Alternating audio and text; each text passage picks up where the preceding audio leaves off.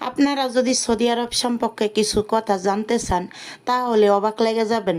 এই সৌদিরা যে সমস্ত বাসা বাড়িতে কাজের মেয়েরা আছে তাদেরকে এক মুঠো শান্তি দেয় না। কিছু কিছু বাসাতে আছে কাজের মেয়েরা একদম মানে জেলখানার মতো করে থাকে। তাদেরকে না দেয় খাইতে শান্তি, না দেয় পড়তে শান্তি, না দেয় ঘুমাইতে। আবার তারা নিজেরা কিন্তু ঠিক মতো ঘুমাইবো, ঠিক মতো মোবাইল টিপবো, ঠিক মতো টাইম টোটাল খানা খাইবো, কিন্তু কাজের মেয়েদেরকে তারা অনেক অত্যাচার করে। কিছু বাড়িতে আছে সব কিছুই ঠিক মতো দিব, খাইতে দিব ঠিক মতো, সব কিছু আচরণও ভালো করব, কিন্তু সেই সমস্ত বাড়িতে কাজের অভাব নাই। আর সৌদির বাড়িতে জানেন কাজের মেয়ে যদি থাকে তাহলে তো কি করব, কাজ যদি না থাকে ওয়াল মুছাইবো, জানলা মুছাইবো, তারপরে ফ্রিজ মুছাইবো, একবারের জায়গায় 3 বার মুছাইবো।